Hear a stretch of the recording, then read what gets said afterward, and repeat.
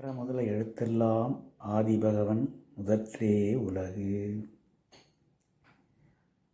திருமாலுடைய மகாவிஷ்ணுவுடைய தசாவதாரங்கள் 10 அவதாரங்கள் பற்றி நிறைய கேள்விப்பட்டிருக்கோம். அதில் மிக முக்கியமானது 2 அவதாரம் எல்லாருக்கும் தெரிஞ்சது ராமாவதாரம், கிருஷ்ணாவதாரம். ராமாவதாரம் முந்தியது, அதற்கு பிந்தியது கிருஷ்ணாவதாரம். மனிதன் தெய்வமாகலாம், மனிதன் என்பவன் தெய்வமாகலாம். வள்ளுவரே சொல்லியிருக்கார், வையத்துள் வாழ்வாங்கு வாழ்பவன் தெய்வத்துள் வைக்கப்படும்.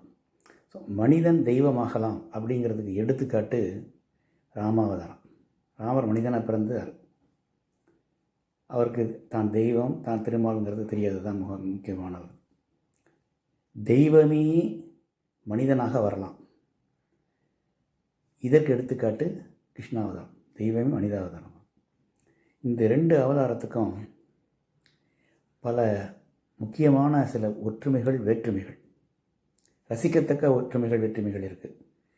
அதை பற்றி உங்களிடம் எனக்கு தெரிந்த கருத்துக்களை பகிர்ந்து கொள்வதற்காக உங்களோடு இந்த வீடியோவில் பகிர்ந்து கொள்ள விரும்புகிறேன். ராமாவதாரம், கிருஷ்ணாவதாரம் ரெண்டுமே இந்த பூமியில் மகாவிஷ்ணு நாராயணன் அவதாரமாக மனித உருவம் எடுத்து வந்தார். ராம அவதாரங்கிறது அவருடைய பிறப்பு, அவருடைய இறப்பு. கிருஷ்ணாவதாரத்துலேயும் அவருடைய பிறப்பு இறப்பு ரெண்டுமே இருக்குது. ரெண்டுக்கும் சில முக்கிய வேற்றுமைகள் இருக்குது.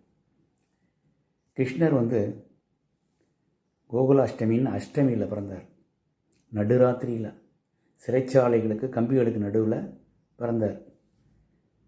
ராமர் நவமியில் பிறந்தார், நல்ல அரண்மனையில் பகல் வெளிச்சத்தில் பிறந்தார். ராமருடைய அதாவது இளம் பிராயத்தில், குழந்தைத்தனத்தில் கிருஷ்ணரை போல் அவர் எந்த விதமான சுட்டித்தனமும் சேட்டைகளும் பண்ணதாக நமக்கு தெரிய வரல. ஆனால் கிருஷ்ணாவதாரத்தில் கிருஷ்ணருடைய சேட்டைகள், இளம்பிள்ளை சுட்டித்தனங்கள் மிகவும் ரசிக்கத்தக்கது. நம்முடைய இந்த காலத்து குழந்தைகள்லாம் அதை கதையாக சொல்கிறோம், ரொம்ப ரசிப்பாங்க, ரொம்ப ரசிக்கத்தக்கது. அதே போல் மனிதனாக பிறந்த யாருக்குமே பிறப்புன்னு இருந்தால் இறப்பு, மரணம் கண்டிப்பாக இருக்கும். 2 அவதாரத்துலேயுமே கடவுளே பிறந்தாலும் அவங்களுக்கு மரணம் உண்டு. ராமர் கடைசி காலத்தில் எல்லாம் முடிச்சுட்டு சரையு நதியில் அப்படி தன் உறவினர்களோடு அப்படி நடந்து போய் மறைஞ்ச வைகுண்டத்துக்கு போயிடுறார். கிருஷ்ணருடைய அவதாரத்தில் கிருஷ்ணர் மனிதராக பிறந்துட்டார், அதனால் கண்டிப்பாக மரணம். மனிதனாக பிறந்தவனுக்கு மரணம்னு உண்டுங்கிற நியதி அது தெய்வத்துக்கும் உண்டு. ஏன்னா தெய்வம் மனிதனாக பிறந்து வந்தாங்க. அவர் எப்படி இறந்தார் அப்படின்னா, கடைசியில் எல்லாம் மகாபாரத யுத்தம்லாம் முடிஞ்ச பிறகு கடைசி காலத்தில் ஜாரா அப்படிங்கிற ஒரு வேடன் அவனுடைய அம்புனால் இறந்துட்டார். எப்படின்னா, ஒரு இடத்துல படுத்திருக்காரு, அப்போ அவருடைய பாதம் மட்டும் தெரியுது. அந்த பாதம் எங்கேயோ இருந்த வேடனுக்கு ஒரு முயலோ மானோ விழிஞ்சிருக்குன்னு நினச்சிட்டு அவன் அம்பு விட்டுறான். அந்த அம்பு ஒரு பாதத்தில் பட்டு அவர் இதாகி வைகுண்டம் போயிடுறார். இதுக்கு பின்னாலேயும் ஒரு கதை உண்டு. என்னென்னா,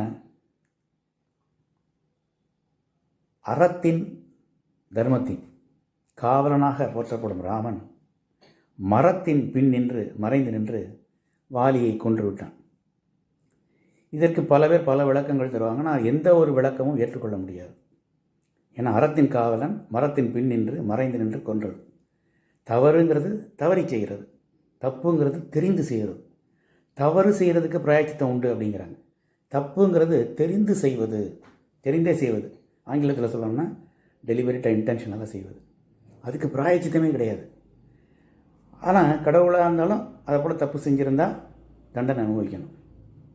அப்போ மறைஞ்சிருந்து வில்ல நான் எட்டி அம்ப வச்சு வாலியை கொண்டோன்னா வாலி கேட்குறான், ராமா நீ எவ்வளோ பெரிய அவதாரத்தினுடையது, நான் உன்னையெல்லாம் ரொம்ப பெருசாக நினச்சிருந்தேன், இப்படி மறைஞ்சிருந்து கொண்டுட்டியே, நான் உனக்கு என்ன துரோகம் செஞ்சேன் அப்படின்னு சொல்லி அதே வாலி தான் கிருஷ்ணாவதாரத்தில், அதாவது ராமருடைய அடுத்த பிறப்பில் ஜாராங்கிற வேடனை வந்து மறைந்திருந்து அம்பு வைதான். இதுலேருந்து பாருங்கள், முற்பிறப்பில் செய்கிற எல்லா வினையும் பின்னாலையும் நம்மளை தாக்கும். அது தெய்வத்துக்கும் சமம், தெய்வத்துக்கும் ஏற்றுக்கொள்ளக்கூடியது. ஸோ அவங்களுடைய மரணமும் இப்படி நடந்துச்சு. ராமாயணம் அப்படிங்கிறது, அதில் உள்ள ஹீரோ யார் அப்படின்னு கேட்டிங்கன்னா ராமர் கிடையாது. அது சீதைக்கு இம்பார்ட்டன்ஸ் கொடுத்து எடுக்கப்பட்டது முக்கியத்துவம். அதே போல் ராமாயணத்தில் பொதுவாக ஹீரோன்னு பார்த்தோம்னா அனுமான் தான். சின்னஞ்சிறு குழந்தைகள்லேருந்து பெரியவர்கள் வரைக்கும் அனுமானுடைய எல்லா நடவடிக்கைகளும் அனுமான் தான் ஒரு பெரிய ஹீரோவாட்டம் தெரியும். ஆனால் கிருஷ்ணாவதாரத்தில் எல்லா தனி பெரும் ஹீரோங்கிறது கிருஷ்ணர் தான். அதே போல் கிருஷ்ணாவதாரத்தில் கிருஷ்ணர் தான் தூது செல்வார் கௌரவர்கள்ட்ட. ராமாவதாரத்தில் ராமர் தூது செல்ல மாட்டார், அனுமான் தான் தூது செல்வார். ராமாவதாரங்கிறது சீத்தையை ராவணன் கடத்திட்டு போயிட்டான். அந்த சீத்தையை மீட்பதற்காக ஒரு போர் நடந்தது. அந்த போரினால் சீத்தை கிடைத்தாள் ராமனுக்கு. இந்த மகாபாரத போரினால் நமக்கு கிடைத்தது கீதை. அங்கே கிடைத்தது சீத்தை, இங்கே கிடைத்தது கீதை. கிருஷ்ணர் பார்த்திங்கன்னா எப்போவுமே புல்லாங்குழலை கையில் வச்சுருப்பார். ராமர் வந்து எப்போவுமே வில்லும் அம்பையும் கையில் வச்சுருப்பார். ராமர் வந்து ஏகபத்தினி வரதான்னு எல்லாருக்கும் தெரியும். கிருஷ்ணருக்கு 16,000 மனைவின்னு சொல்கிறாங்க. ஆனால் இதனுடைய தத்துவம் உள்ளே உழுந்து பார்த்திங்கன்னா அதை நம்ம வேறு விதத்தில் எடுத்துக்கூடாது. எல்லா ஆத்மாக்களும் என்னோடு அடங்கியவை, பரமாத்மா. அதனால் எல்லா ஆத்மாக்களும் என்னோடு அடங்கியதுன்னு என்ன, கடவுளுக்குள்ள பரமாத்மா அடங்கியது அப்படின்னு சொல்கிறோம். இதில் மிக முக்கியமான வேறுபாடு அப்படின்னு சொன்னீங்கன்னா, ரொம்ப ஒரு 2 ராமாயணம் மகாபாரதத்தை பார்க்கும்போது மிக முக்கியமான ஒரு வேறுபாடு, ரசிக்கத்தக்க வேறுபாடு என்னென்னா, ராமர் பிறந்து காட்டுக்கு போய் எல்லாம் பண்ணி வாரலாம், சண்டையெல்லாம் போட்டு வைகுண்டம் போகிற வரைக்கும் ராமருக்கு தான் தான் நாராயணன், தான் தான் திருமால், தான் தான் திருமாலுடைய விஷ்ணுவுடைய அவதாரம் அப்படிங்கிறது எங்கேயுமே தெரியாது. மனிதனாகவே இருந்தார். சில அறிந்த கற்றோர்கள்லாம் கூட சொல்லுவாங்க, ராவணாவே பார்க்கணும், மனிதனாகவே பார்க்கணும். அதனால தான் அந்த மறைந்திருந்து கொண்டுட்டார், அந்த மனித தவறு செஞ்சிட்டாரு அப்படின்லாம் சொல்லுவாங்க. ஆனால் அது எது, இந்த ராமன் கடவுள்னே எங்கேயுமே தன்னை காட்டிக்கிட்டதே கிடையாது கடைசி வரைக்கும். ஆனால் ராமன் ஒரு கடவுள் தான், ராமன் மகாவிஷ்ணுடைய அவதாரம் தான் தெரிஞ்சவங்க நிறைய பேர் இருக்காங்க ராமாயணத்தில். அதில் முக்கியமானது என்னென்னா, மண்டோதரி ராவனுடைய மனைவி. மண்டோதரிக்கு நல்லாவே அவருடைய அறிவு கேட்டுச்சு. ராமன் வந்து கண்டிப்பாக மனித உருவம் கிடையாது அப்படின்னு, அவன் சாட்சாத் மகாவிஷ்ணு அப்படின்னு தெரியுது. அதை தன்னுடைய கணவன்கிட்ட சொல்கிறா, அழகாக சொல்கிறா, அவனை திருத்துறதுக்காக. ராவணன்ட்ட அழுது புலம்பிக்கிட்டே சொல்கிறா, ரகுவம்ச ராமன் சாதாரண மனிதன் அல்ல, அவன் சாட்சாத் திருமால் மகாவிஷ்ணுவுடைய அவதாரமாக வந்திருக்கான். அவனுடைய ஒவ்வொரு அங்கமும் ஒரு லோகம். அவனுடைய திருப்பாதங்கள் வந்து பாதாள லோகம். அவனுடைய கேசங்கள் இருக்கே, அதுதான் மேகம். அவனுடைய கண்கள் தான் கதிரவன், சூரியன். அவன் இமைப்பதுதான் இரவும் பகலும். 4 திசை 8 திசை 10 திசைங்கிறாங்க. இந்த திசைகள் எல்லாம் அவனுடைய செவி. அவனுடைய நாமம் ஒன்றுதான் எல்லா பாவங்களையும் போக்கும் வேத ஒலி. எனவே நீ ராமனை வெறும் மனிதன் என்று எண்ணிவிடாதே, அவன் சாட்சாத் திருமால் அவதாரம். இதில் எந்தவித சந்தேகமும் இல்லை.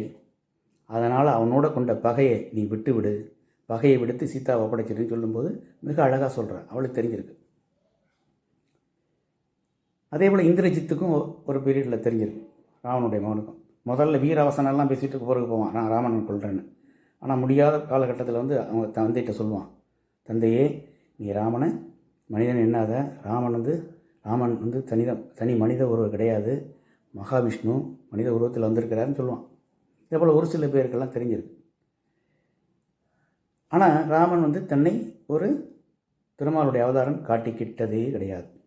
ஆனால் கிருஷ்ணாவதாரத்தில் கிருஷ்ணருக்கு தான் கடவுளுடைய அவதாரம், கடவுளுடைய தான் இங்கே வந்திருக்கான் அப்படின்னு நல்லா தெரியும். அதை வெளிக்காட்டிகிட்டு இருக்கார். மகாபாரதத்தில் பார்த்திங்கன்னா ஒரு சில இடங்களில் விஸ்வரூப தரிசனத்தை காட்டியிருக்கார். அதில் ஒரு அழகான ஒரு ரசிக்கத்தக்க ஒரு கதை ஒன்று உண்டு. அதை மட்டும் உங்கள்கிட்ட சொல்கிறேன் கேளுங்க. நாவல் பழக்காரி அப்படியே கதை. சின்ன வயசில் ரொம்ப சுட்டித்தனம் பண்ணுவார் அப்படின்னு நமக்கு தெரியும். அந்த ரசிச்சிருக்கோம் கிருஷ்ணருடைய சேட்டைகள் எல்லாம்.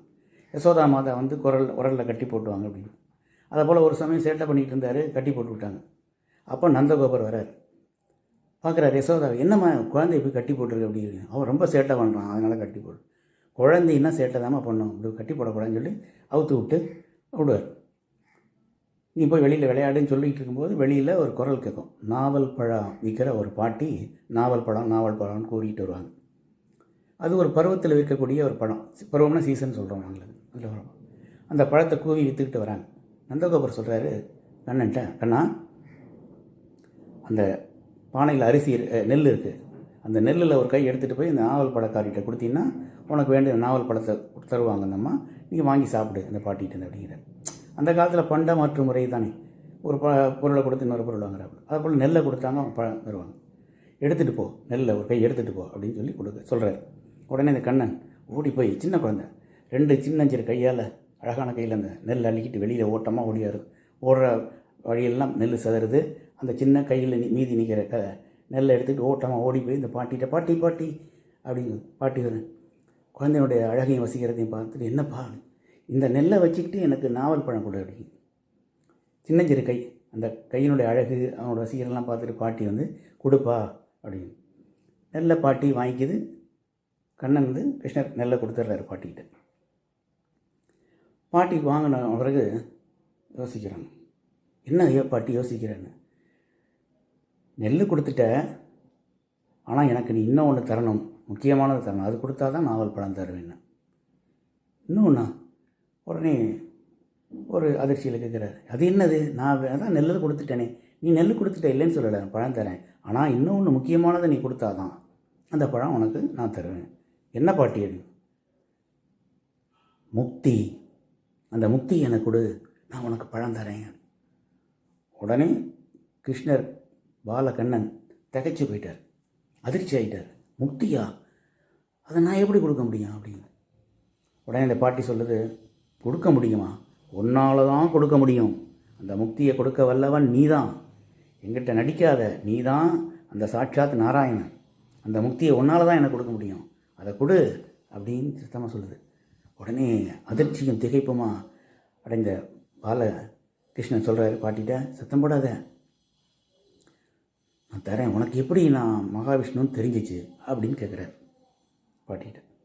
உடனே அந்த பாட்டி சொல்லுது, நான் எங்கள் வீட்டில் ஒரு சின்ன அழகான ஒரு திருமால் விஷ்ணு விக்கிரம் வச்சுருக்கேன்.